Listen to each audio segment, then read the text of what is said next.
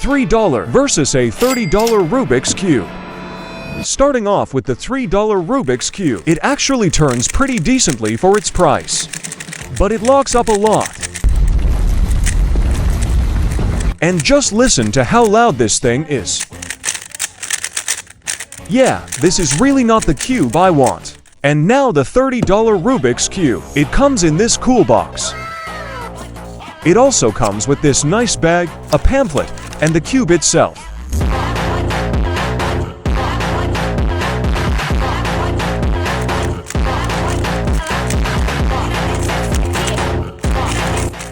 It is also magnetic, so the layers align more precisely. Just listen to how satisfying this cube sounds.